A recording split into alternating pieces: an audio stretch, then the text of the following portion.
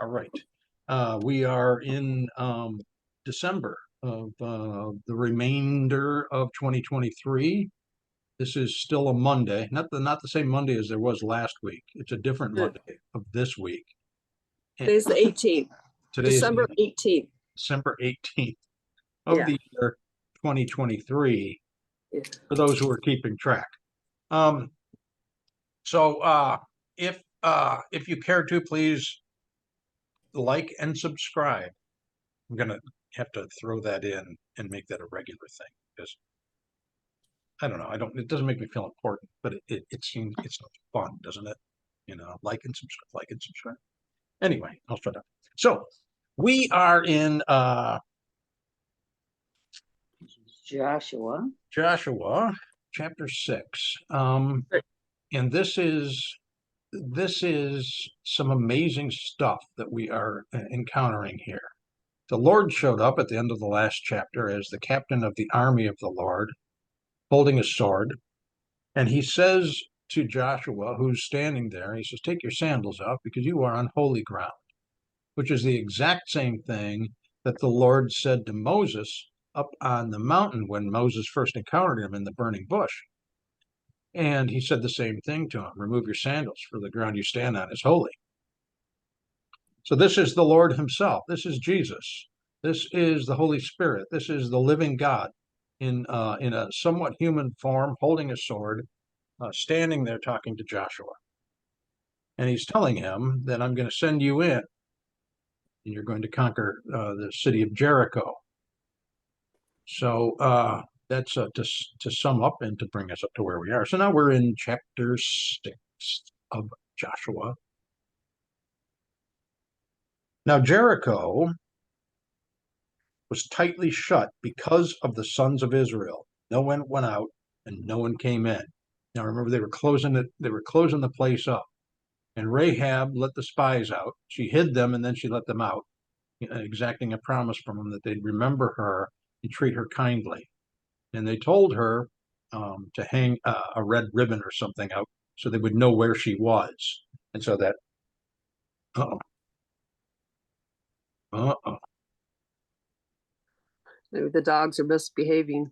I don't know. I think maybe the mention of the red ribbon triggered her or something, and she got up and fled. I mean, a lot of people are triggered by the idea of a red ribbon.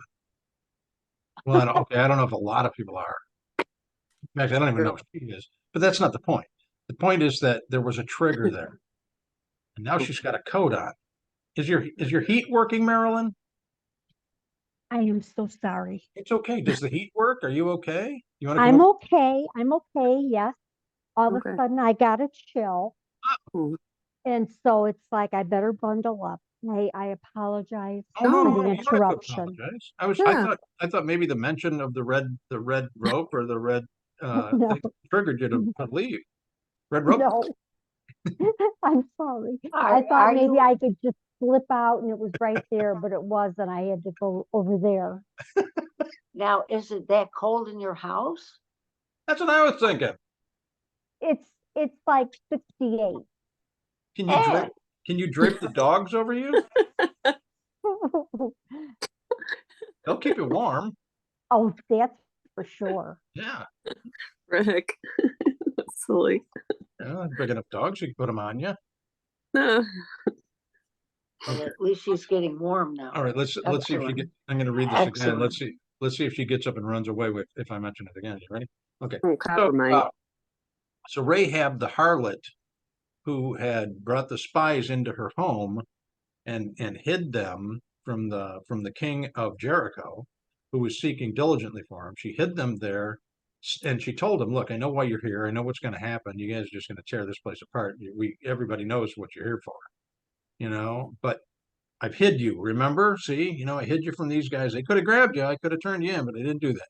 So when you guys show up here to destroy the place, please remember me. Please remember me and my family and treat us kindly." And so she was told to hang a little piece of a red ribbon.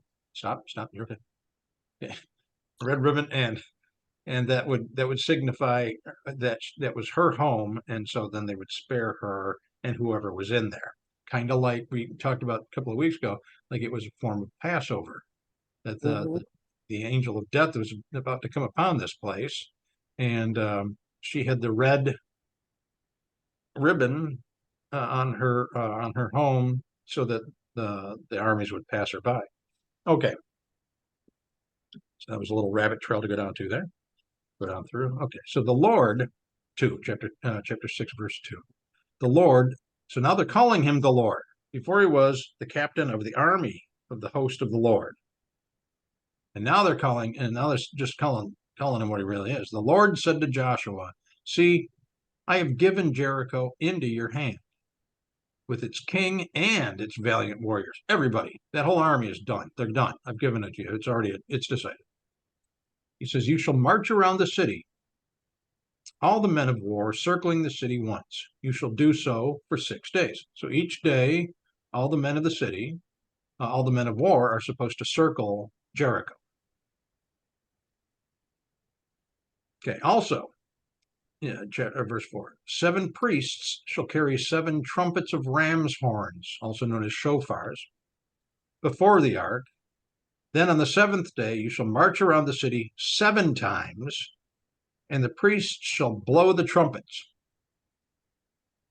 It shall be that when they make a long blast with the ram's horn, that kind of thing, and when you hear the sound of the trumpet, all the people will shout, "Yeah!" And with a great shout, and the wall of the city will fall down flat, and the people will go up, every man straight ahead. There you go. Yes, ma'am. Are you going to explain why the walls fell down? Oh, yeah. Okay. This is really cool. Now think about it. All the men of all the army and all the priests are going ahead, and they're walking around the city of Jericho once a day. Okay, and then they blow the horns. And then on the 7th day, everybody is going to walk 7 times around Jericho. And they'll go 7 times around Jericho, and then the horns will blow and everybody will shout. Now, archaeological evidences of Jericho exist. And what it shows is that there was an extremely great walled city on that spot. And when and something occurred, because archaeologists can't say that it was God, but when something occurred that the walls, when at a certain time, all of them fell inward. They all just fell in. They all collapsed inward, and it made like a ramp for these guys to run right up and go into the city. Why did that happen? Because of the vibrations of the walking. Loosened the dirt, it loosened the foundations, all of that. Once a day, it probably rattled the entire city. So we're talking about a lot of people here marching around there. And then the 7 horns, the shofars being blown, and the long blast also disrupted the upper parts of the city as well. And then finally, the entirety of Israel marches around it 7 times, breaking loose the foundation of it, breaking loose its hold and its grab on the earth. And when they shouted, it isn't like there were just 7 people around this. They were probably all surrounding Jericho at the same time, marching, just the jump of the feet and everything else. And when they shouted, it collapsed the building. And it collapsed inward rather than outward. Inward, just like God said. And we have proof of that. Yes, ma'am. Very cool. Yeah. Yeah, thank you. Are you going to say about one room? Or remember, didn't we see some program where it showed the walls? They found evidence of that, and Yes. that they could see where that one room where was it Rahab? Yes. That was the only wall that was standing. That remained intact. Yes. Yeah. Wow. Uh-huh. Yes. Wow. That's God. That's God. I know. Well, God, how about it? He knew that by marching, he knew that by marching around, the walls were going to fall. Yes. So cool. I'm also thinking maybe I put some supernatural twist on the marching as well. You know what I mean? Like how he can add to the 7 loaves of bread, and like maybe he added to it or something. That's what I'm thinking too. Ask him. Okay. Ask him. And thank you for that. Verse 6. So Joshua, the son of Nun, called the priests and said to them, take up the Ark of the Covenant. And now remember when he put the Ark of the Covenant in the River Jordan. They moved it into the center of the river, and what happened? The Jordan stopped flowing.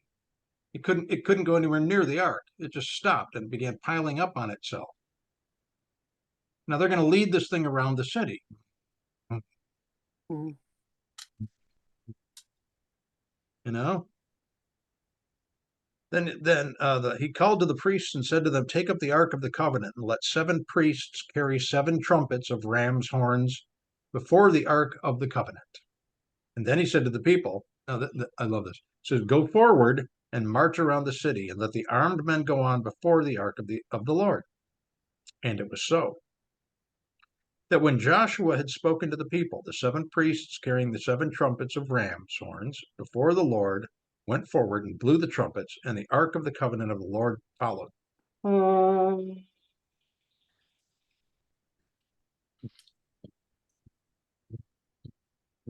Marching along, coming up with the Ark, you know. 9. The armed men went before the priests who blew the trumpets, and the rear guard came after the Ark while they continued to blow the trumpets. Right? Okay. But Joshua commanded the people, saying, you shall not shout, nor let your voice be heard, nor let a word proceed out of your mouth until the day I tell you, shout. Then you shall shout. So we're talking in excess of 1 million people, right? And they're all going to be quiet while they walk around and do this. Not even a word out of you. Not a word out of you. Shh, shh, shh, shh, shh. Stop it. Everybody be quiet. 1 million people.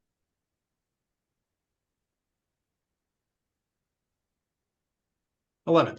So he had the ark of the Lord taken around the city, circling it once. Then they came into the camp and spent the night in the camp.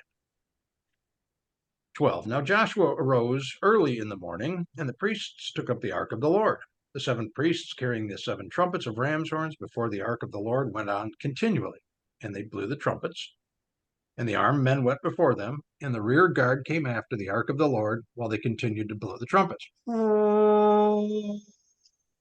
Imagine being in this city and you see these people you have no idea what they're doing. Well, they're not.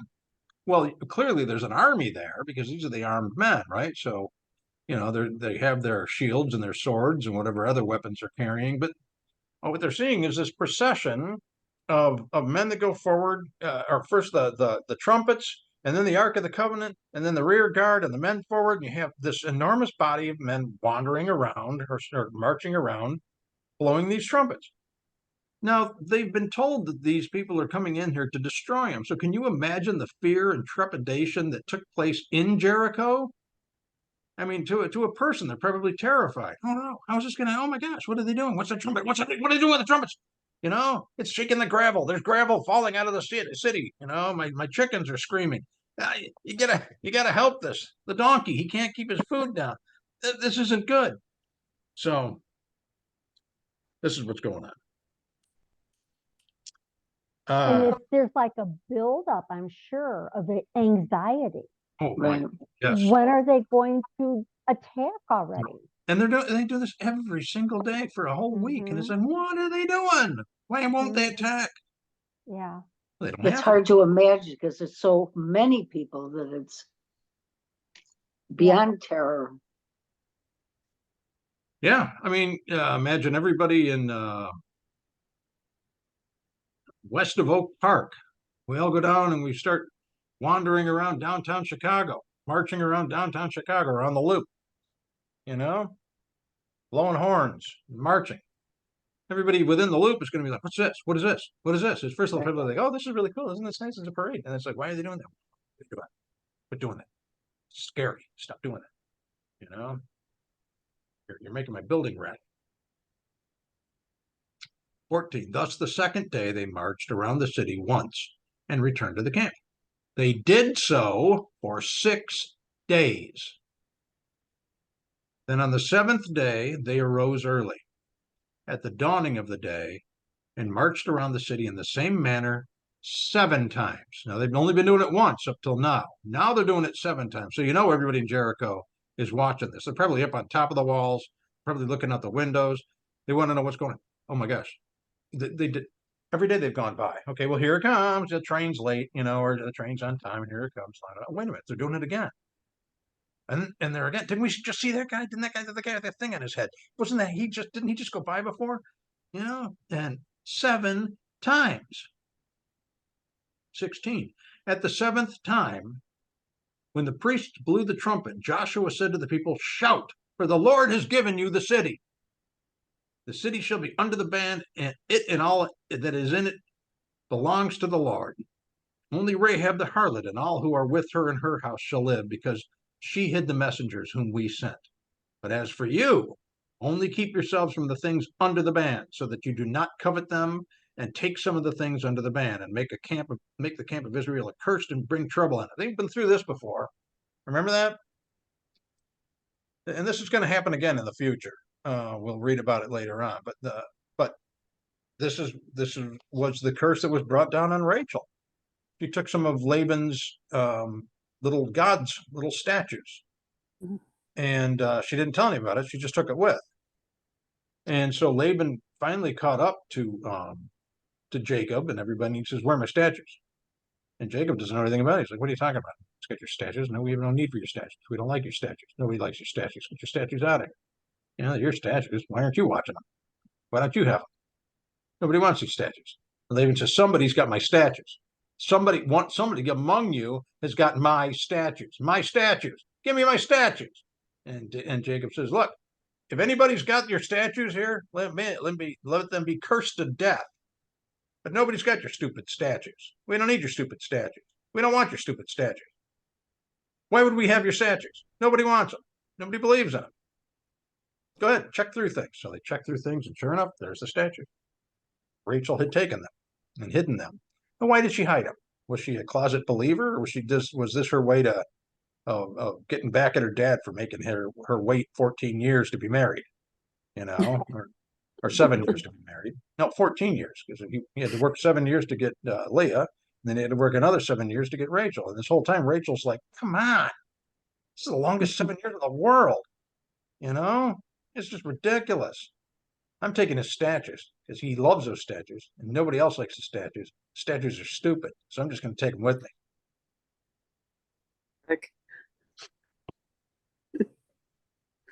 So anyway, here we go again. Now Joshua's saying, "Look, don't do this. You're going to find shiny baubles. You're going to find stuff, little pretty things in there and trinkets, and you're going to say to yourself, none of that. It won't matter. It doesn't matter. The whole place is a goner anyway. Everybody's been massacred. Everything. It's just it's ours. It's ours for the taking.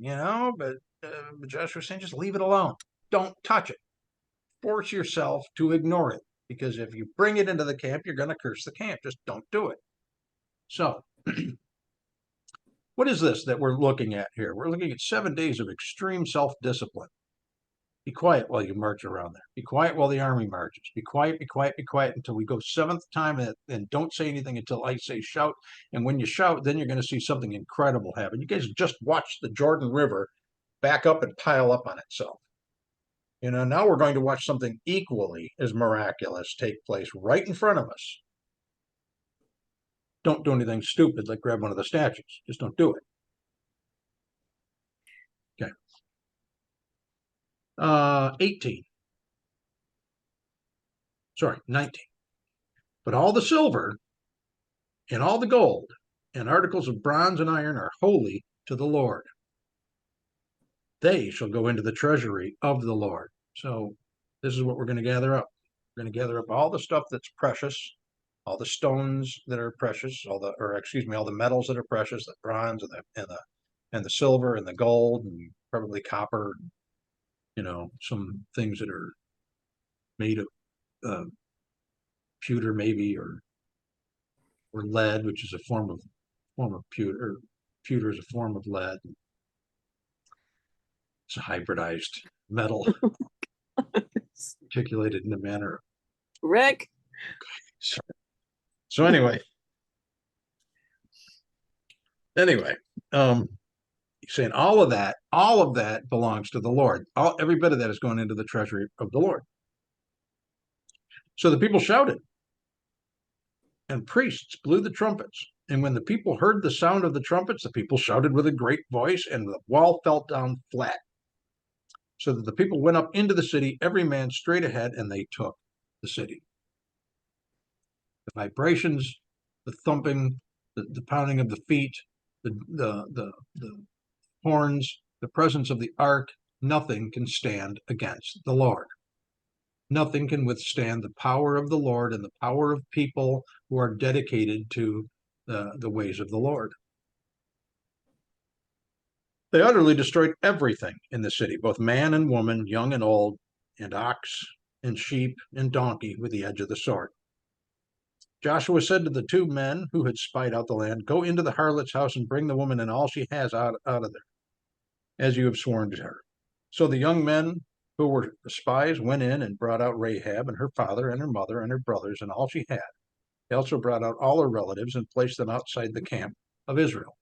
So when they brought them out, did they like carry them out? Did they have them strapped to their backs and like they're moving furniture? Okay, where do we put this? This was in the living room. We're going to put them. You stay right here in the living room. They use Uber. there you Yes. go. There you Uber. Uber truck now. There you go. Then they burned the city with fire and all that was in it. Only the silver and gold and articles of bronze and iron they put into the treasury of the house of the Lord. However, Rahab the harlot and her father's household and all she had, Joshua spared. And she has lived in the midst of Israel to this day, for she hid the messengers whom Joshua sent to spy out Jericho. Then Joshua made them take an oath at the time, saying, "Cursed before the Lord is the man who rises up and builds this city, Jericho. With the loss of his firstborn, he shall lay its foundation. With the loss of his youngest son, he shall set up its gates." So the Lord was with Joshua, and his fame was in all the land. Okay, who wants to give us a song? Okay, go ahead. I got a question. So, Yes. so 26, it was built again? No, he says if you try to build it again, you're going to be cursed. You'll lose your firstborn when you try to build it, and if you finish it, you're going to lose your second or your lastborn. Okay, so if they tried to rebuild it. Right. Okay. Was it ever attempted? Not that I'm aware of. Never. No. Wow. Yeah, it was lost to antiquity for a very long time until just recent being the last 30 years or so that they found evidences of it. And Yeah, we were watching that on some, I don't know. yeah, some channel. Yeah. Archaeology, biblical So it archaeology. was never rebuilt at all. Not that I'm aware of. Others may have built on top of it. Because I believe it was a tell at one point, which is like a mound of dirt, and then they built other things on top of that, and then they built other things on top of that. And there's a lot of that goes on throughout history. Everywhere. Yeah. Where on the ruins of a city, they'll build another city because of the Right. location, because of the abundance of water or resources, or for whatever reason they build there. But I don't think that anything was ever built on top of the old Jericho. I'll have to check on that. And was it something I said? No, Rachel ran away. Maybe she went to go get the cat so she can wear the cat to get warmed up. You okay there, Marilyn? Yeah, I'm good. Just lost in thought? And just listening. No. Well, that's kind of scary. People are listening to me. That's an unusual thing. Okay. Well, we'll wait for her to get back. And then if you guys don't mind, we will venture into chapter 7. Is that okay? Sure. Okay. So what do you guys think of chapter 6? This is quite an event. It really is. I mean, to witness that Right. And the women didn't march at all, did they? Not that I'm aware, no. Only the men. Well, let's find out.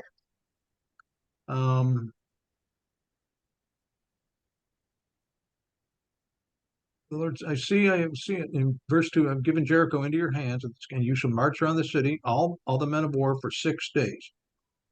Also, the priest of carried 6. It shall be that when they make the long blast in the ram's horn. Yeah, he doesn't mention women. So Okay. there, Mm-hmm. but okay. Then we go to verse 9. The armed men went before the priests, but Joshua commanded the people. Now that could be men and women, saying, "You shall not shout nor let your voice be heard."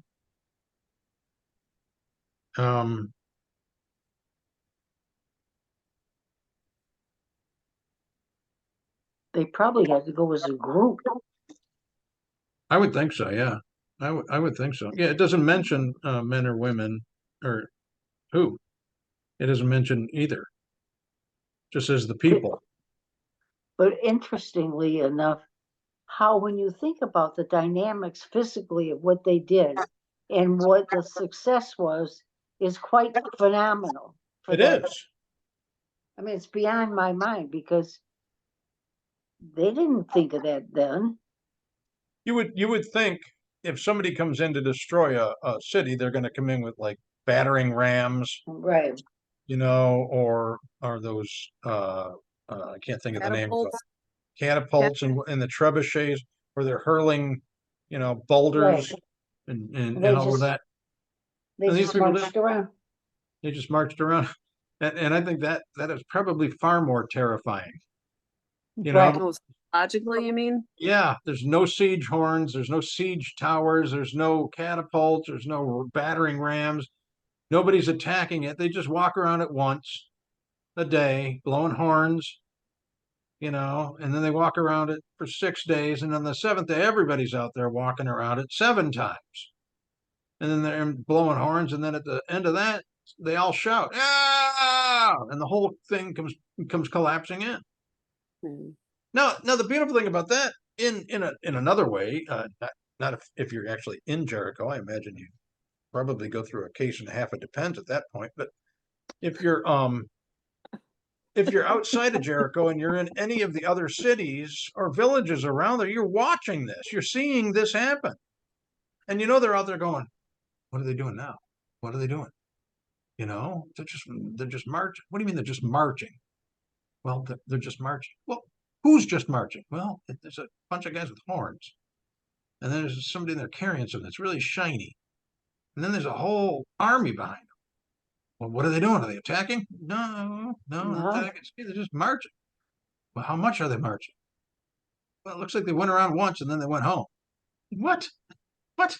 What are you talking about? Yeah, but they did this for a week. And it's like, holy cow, there's all of them. They're all out there. Everybody's out there. And now they're marching a lot. They're marching continuously. It's just this unending parade of people and horns and now they're shouting. And now there's a lot of dust. Look at all that dust. Look at that. Jericho's gone. And the other towns knew they were next. Exactly. And they're all like, "Oh man." All they did was march around Jericho and it fell down. Nobody could get into that place. Mm-hmm. And that's like the Lord does this a lot. When you get into Revelation, he talks about the fall of Babylon. It says Babylon, the great harlot, Babylon the whore has fallen. And it happens in one day. In one day it comes to nothing. All the merchants of the world were drunk on their fornications with the harlot. The blood of the saints is laid there. The ruination of the nations comes out of there. And in one day, God destroys it, just levels the place, just like he did with Sodom and Gomorrah in one afternoon. Mm-hmm. The place ceased to exist. To the point that it was so utterly destroyed that Lot's daughters thought that God had probably done that to the world and that they were the last people alive. Their mother was gone. She turned to go back into the city, and she was turned into a pillar of salt. You know, so you got to wonder what was that like? Just, you know, because they found there's also archaeological evidences of Sodom and Gomorrah, and they have found by the shores of the Dead Sea where these places were, and they to this day they find pellets of sulfur in varying sizes, you know, brimstone, sulfur, and they can ignite, and these things will burn now. And they ignite them, and it's a substance that when it's burning, it melts, and it drops like a liquid, and the liquid burns as well. So either an en masse liquid rain of fire came down, and when it cooled off, it turned into the pellets that it could be ignited again, or there were hailstones and gigantic rocks of this stuff falling, and as it's burning, it's spreading out and liquefying, and it's a molten lake. But either way, it took out everything there, everything. And it fell on their graveyards, it fell on where they lived, it fell everywhere. The entire valley was covered in this stuff. So when God decides to eliminate a place, he takes his time and he does it right, you know?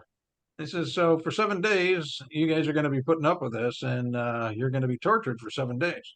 So there you go. All right, enough of that, unless there's more.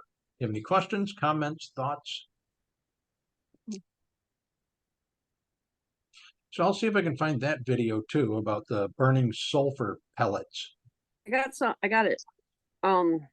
This is religionnews.com, April 20th, 2022.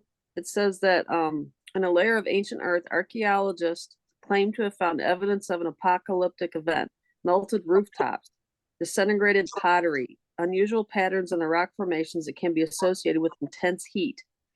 For another 3 to 6 centuries after 1650 BC, the settlement's 100 acres lay fallow. Where was this at? Let's see. By the shores of the Dead Sea? The remains of a city's fiery demise near the Dead Sea have archaeologists at odds. It was, let's see, people are participating in the Tal Hammam excavation project at Tal El Hammam, an ancient settlement near the Dead Sea in western Jordan. The Tal El Hammam excavation project is a joint venture by Trinity Southwest University and Veritas International University. Does that help? Yes, Near the it Dead does. Sea. Near the Dead Sea. There we go. So the Dead Sea, that's the Salt Sea. Yes.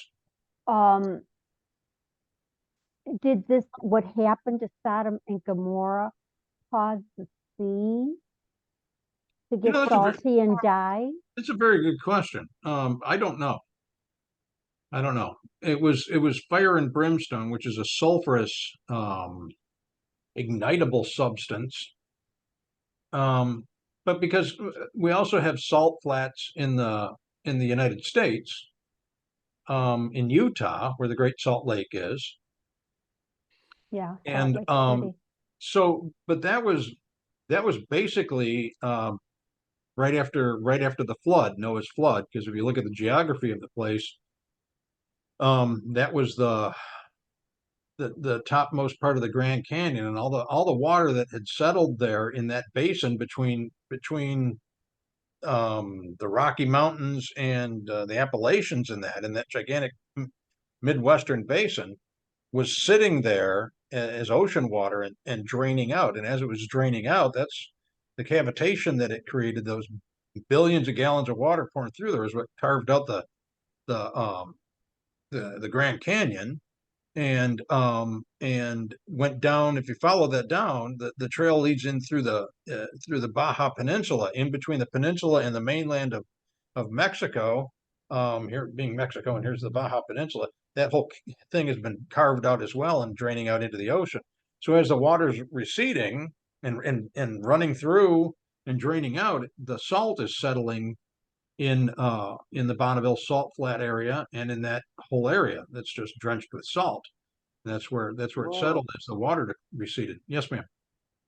You guys want to hear a little more? Do you want to hear a little more? Okay.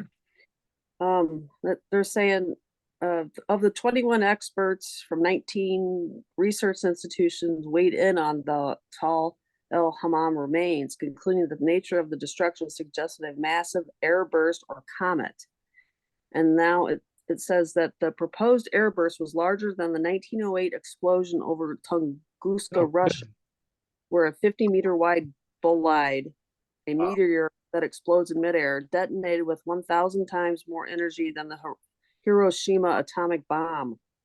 Wow. Woo. Let's see.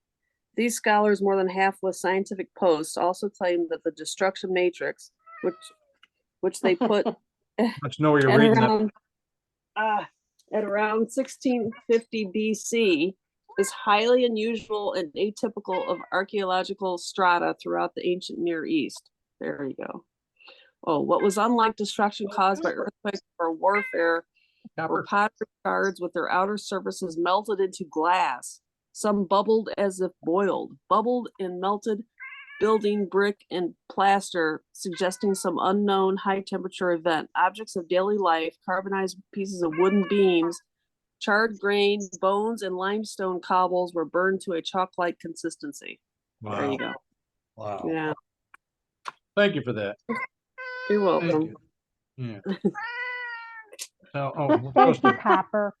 get on with a thing. Okay, I got it. Come All on, right. Cap. Lay Um, down. Thank you, Rachel. Thank you, You're Rachel. welcome. Thank you.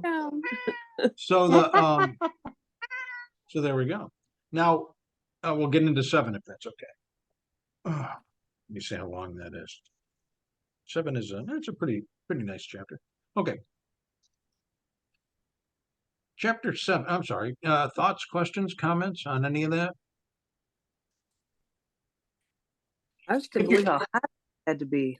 Yeah. You know, for it to melt into glass pottery, that had to be super hot. Well, it's almost like an air burst of a nuclear weapon, if you will. It talks because for years I've often pondered that. How was Lot's what? Because the angel tells Lot and his family, "Get out of here. Get out of here now. Just go as quickly and as far as you can. Beat it." Yeah. And so when they're outside of the range, he says, "And don't turn back. Don't come back here." And so they're all running. They're running for their lives to get out of there. And his wife decides she wants to go back, and as she turns back, she's hit by this blast, whatever this is, and it immediately just dehydrates her and leaves her as just this pillar of salt. There's nothing left of her, but all the flesh is gone, and it's just whatever remains. The mineral remains of her is there. And so, what can do that? Well, Meteor. God. Yeah. We don't understand the nature of what he used other than fire and brimstone. Fire clearly, and the brimstone. They've seen evidences of the brimstone, but that fire, with the intensity of the fire, is like you were explaining. It melts things to glass, turns this stuff to chalk, takes all the moisture out of it, and leaves just the minerals in there. Yeah, that's something. Okay, 7. But the sons of Israel acted unfaithfully in regard to the things under the ban. For Achan, the son of Carmi, the son of Zabdi, the son of Zerah, from the tribe of Judah, took some of the things under the ban. Therefore, the anger of the Lord burned against the sons of Israel. Now Joshua sent men from Jericho to Ai, which is not artificial intelligence. It's just, which is near Beth-aven, east of Bethel, and said to them, "Go up and spy out the land." So the men went up and spied out Ai. They returned to Joshua and said to him, "Do not let all the people go up. Only about 2,000 or 3,000 men need to go up to Ai. Do not make all the people toil up there, for they are few." So about 3,000 men from the people went up there, but they fled from the men of Ai. The men of Ai struck down about 36 of their men and pursued them from the gate as far as Shabiram, and struck them down on the descent. So the hearts of the people melted and became as water. What does that So mean? now, well, they were terrified. They were no longer fearsome in their own eyes. They were sad. They were thinking they were invincible, and here they go up to this. Oh, we're now only going to need about 7,000 of us. So we get up there, and then they get routed. 36 men get killed, and everybody else comes back panting and crying and wetting their pants, saying, "Oh my gosh, this is terrible. I don't know what we're thinking. What are we thinking?" Probably wondered what happened. Exactly. Hmm. And they're probably unaware that these men had stolen things, and God's favor wasn't on them. So as long as they're obedient to the Lord, His favor is with them. Hmm. 6, then Joshua tore his clothes and fell to the earth on his face, and before the ark of the Lord until the evening. Both he and the elders of Israel put dust on their heads. Joshua said, Question. "Oh, yes, ma'am." What's the significance of tearing their clothes? I mean, like, who cares? It's anguish and remorse and regret. Just a great emotional outburst. Think Was about it that. When like, They're stripping themselves, yeah, and throwing stripping dust on their themselves. heads. It's a sign of mourning, and that they recognize that something horrible has taken place. They don't understand what yet, but they're going to. 7, Joshua said, "Alas, O Lord God, why did you ever bring this people over the Jordan, only to deliver us into the hands of the Amorites, to destroy us? If we had only been willing to dwell beyond the Jordan, O Lord, what can I say, since Israel has turned their back before the enemies? For the Canaanites and all the inhabitants of the land will hear of it, and they will surround us and cut off our name from the earth. And what will you do for your great name?" One little setback, and this guy loses all hope. He's just watched the Jordan River be piled up. He's just watched the city of Jericho collapse. He's just seen the power of the Lord, and they didn't have to lift a hand to do anything like that other than to march around and shout. But he didn't understand why. Exactly. All he knows is Mhm. there's been a reversal of fortunes. They've lost 36 people, and now he's blaming God for this. Well, why did you deliver us here just to ruin us? You know, this goes back to what the people were saying when Moses was leading them out of Egypt. Why'd you bring us out here just to die in the desert? Mm. You know, we should have why didn't we stay on the other side of the Jordan? Why did we come over here? It's just too great for us. These guys are going to kill us. They're going to surround us and kill us because now they know we're vulnerable. So the Lord said to Joshua, verse 10, "Rise up. Why is it that you've fallen on your face? Get off your face. Israel has sinned, and they have also transgressed my covenant, which I commanded them. They have even taken some of the things under the ban, and have both stolen and deceived. Moreover, they've also put them among the other things." So they've not only brought them in, they snuck them in, and then they put them among the holy things. "Therefore, the sons of Israel cannot stand before their enemies. They turn their backs before their enemies, for they become accursed. I will not be with you any more unless you destroy the things under the ban from your midst. Rise up, consecrate the people, and say, consecrate yourselves for tomorrow.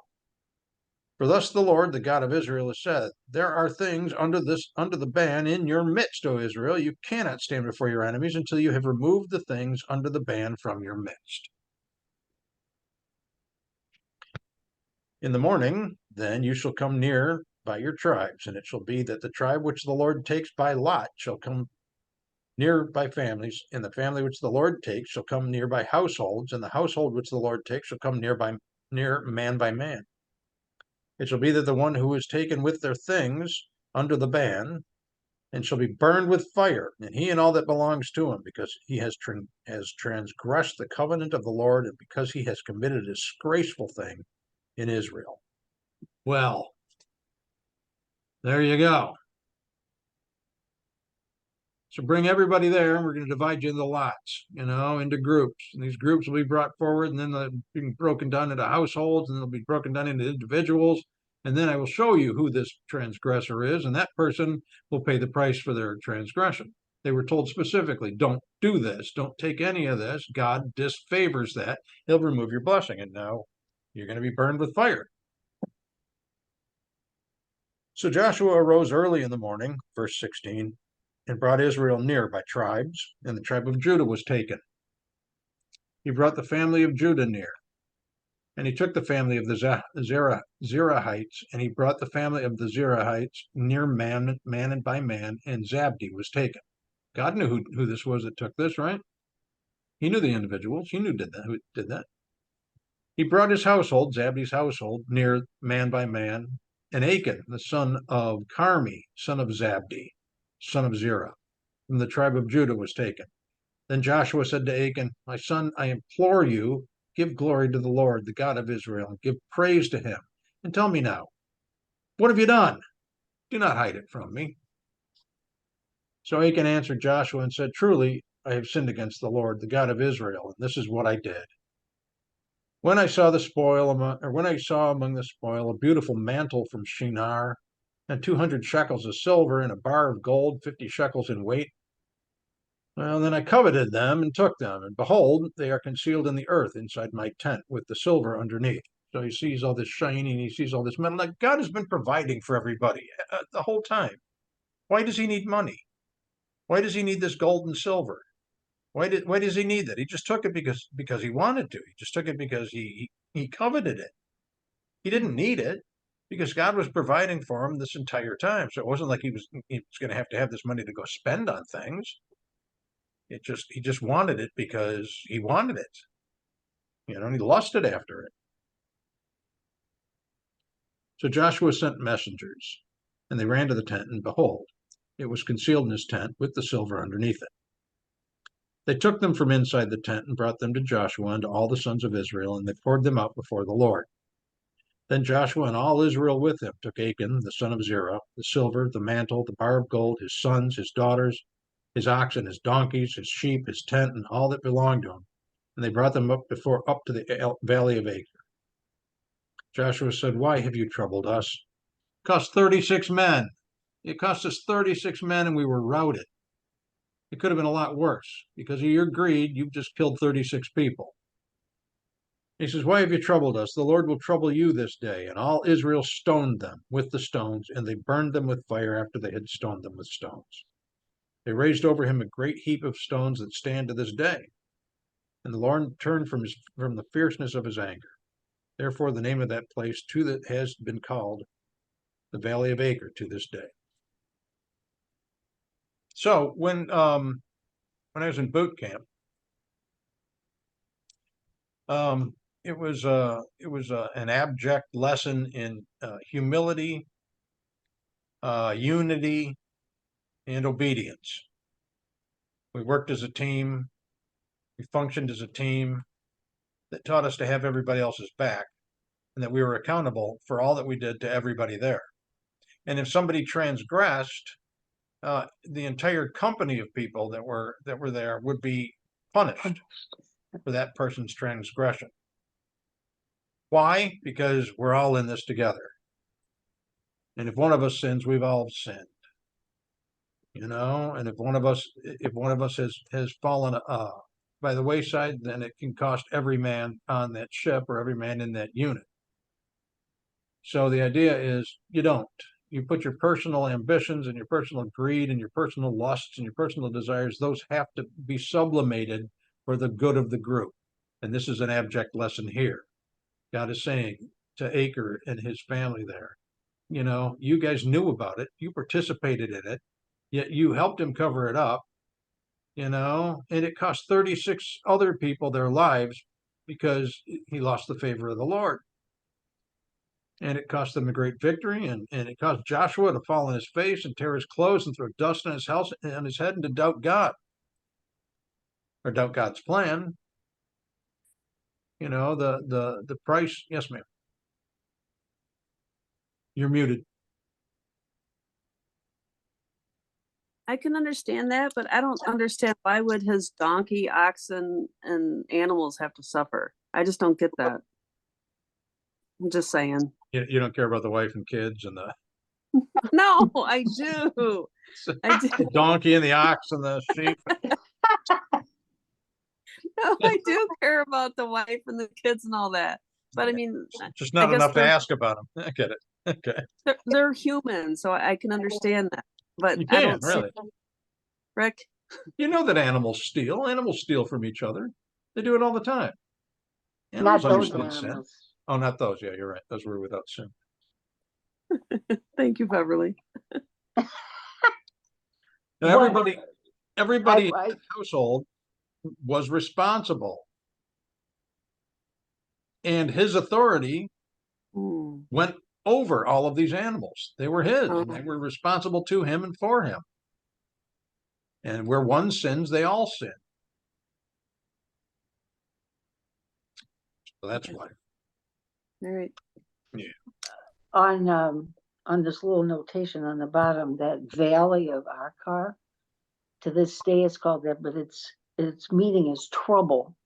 Interesting that it still has that name. Yeah, the Valley of Trouble. Yeah, Trouble. yeah, Just that a is. thought. That's significant. That is. What are your thoughts on this, Marilyn?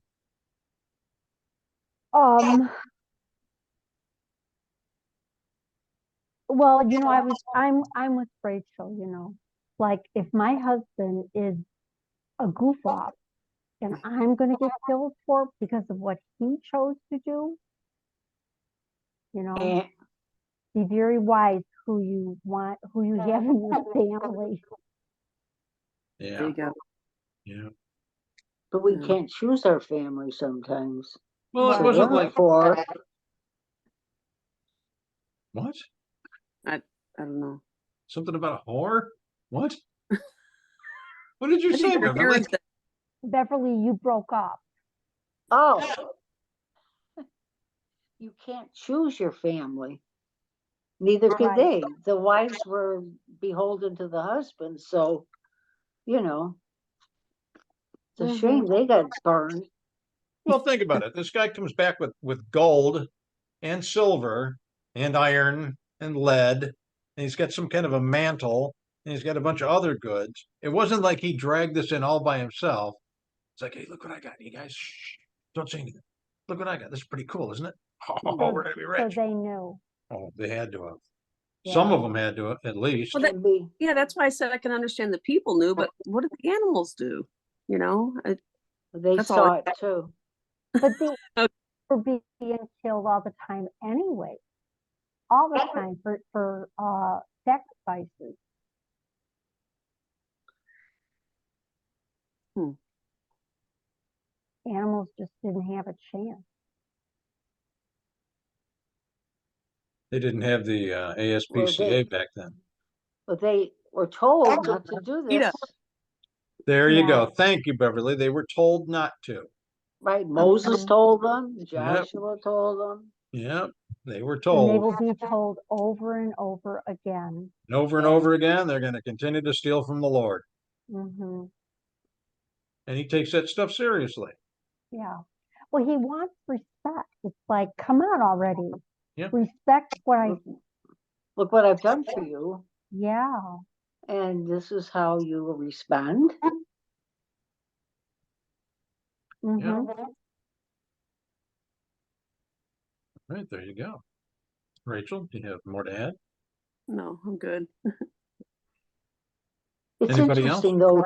Yeah, I want to say something because it Please. is a confused. Can you hear me? Yes. Mhm. Okay. Is that when I was raised that God is a punishing God. So when I came into this special group that I belong to, it was no, God is not a punishing. He's on your side and he helps you and he guides you. So then you read this, and now what do you think? Back to the punishing God. No, he's very strict.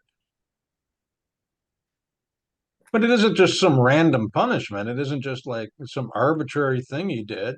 He warned them not to do this. He told them not to do this. Joshua told them that. And And yet, Moses. yeah, and yet the guy decides to do it anyway, knowing he's putting everybody in jeopardy, knowing he's putting his whole family in jeopardy, because it isn't like this hasn't happened before. Right. God, So what was the time where the earth swallowed them up? 2,000 people were swallowed up because of the transgression of a few. The Yeah. whole didn't just Hmm. swallow. The earth just opened up. Yep. And it only took the people, those select people that were involved in it. So it wasn't like a random thing, and anybody was involved. It was just the people that were under the punishment. Mhm. God's like, I'm not going to put up with this foolishness. I will not entertain, nor will I enable your sin. You are to be my nation of priests. You are set aside in all the world to represent me and to represent me well. And I will have order. I'm not going to let it there be chaos. And as long as I'm your God and you're my people, then we need that to remain in clear view up here.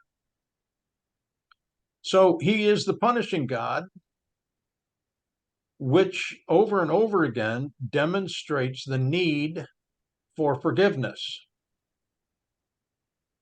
And so since his own people, the chosen people through Abraham, were unable to be obedient, it was clear that something had to be done in order to reconcile God and man, because man is rebellious, stiff-necked, proud, has a hard heart and a short memory. And so God said, then fine, I'll do it myself. I will do it myself. I'll come down there and I will keep all my commandments, and I will keep all my statutes, and I will keep all my laws and all my ordinances. I'll do that. And then I will pay the ultimate price, because you guys can't. You're unable to. So I'll do it for you, because I don't want to be apart from you guys, and I don't want to punish you, and I want to make there a provision so that that doesn't happen ever again. So this was what God did. He came down in human form as Yeshua, Adonai, the Lord. He came down and he kept his own laws and his own commandments and his own edicts and his own ordinances. And then he suffered and he died and paid the price for the transgressions of the law and the ordinances and the commandments on behalf of everybody that has ever lived or ever will live. And so now there's no excuse. It's been done. It's finished. This is what he said. It is finished. There is no more reason to go to hell. There is no, he's cleared the way for everybody. He says, just latch on to me. I'll take you home.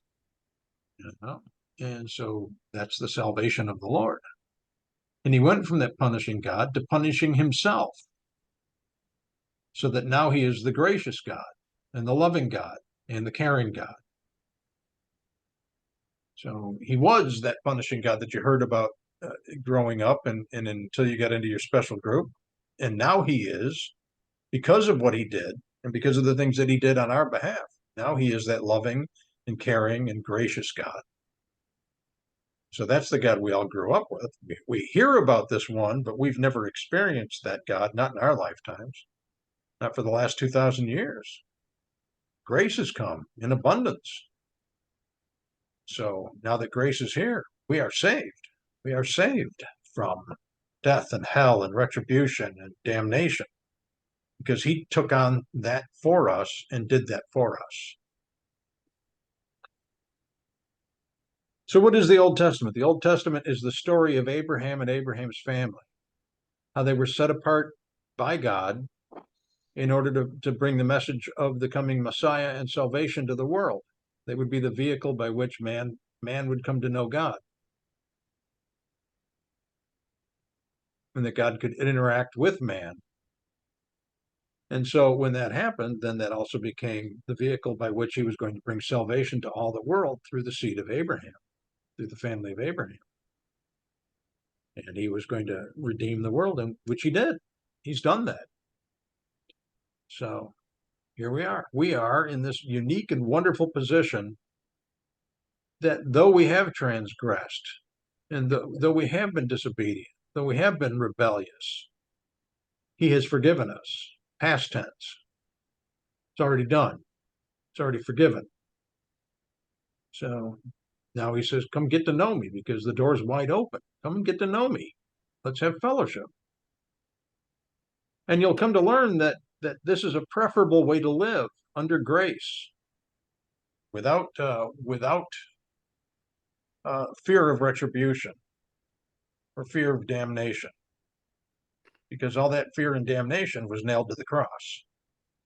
We were crucified with him. All our sins were crucified there on the cross with Jesus. And yet we live. But it's not us who live, it's Christ who lives within us. So there we go. Does that make sense? Yes. To me, it doesn't get any better than that. That's perfect. What do we contribute to that? Nothing. Right. Nothing. We don't have to contribute. It isn't like he says, okay, be good. How do you be good? I don't know how to be good. I don't even know what good is. All we have to do is accept it. There you go. Receive Yeah. what he has done for us. Yeah, if we don't receive, if our hearts are hardened, then it just doesn't work. And now getting back to Achor, imagine that God had done nothing. Achor would at some point flaunt this, his newfound stolen wealth. And Yeah, he would end up mocking God. yeah, Right. And he would end up dragging other people into that same situation. yeah, And then the community and society would have completely broken down at that point. It happens later for the very reason they covet other people's gods and other people's stuff. And then they go off on their own and to the ruination of Israel.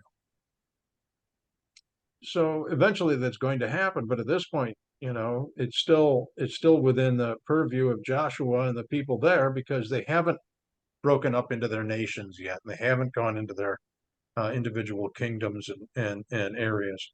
And so they're still together, and they'll still be teachable. It's still boot camp. All right. So why don't we stop here, if that's okay? Is that okay? Yep. mm-hmm. All right. Next week is Christmas Eve. Right. No. No, Yeah. Yes. No, it's Christmas. Yes. Christmas. Next- Christmas. Next Monday is Christmas Day. Okay. Do you guys want to do this on Christmas Day, or do you have other plans? I have I don't know what I'm doing yet. I have about 20 plus people here between my house and my daughter's for Christmas. And Well, it's a lot of shall we things meet have been, on the following Wednesday? Why That don't we would close work. that later? Sorry. Is that okay with you guys? sure. Let me stop the recording. Okay. Yeah.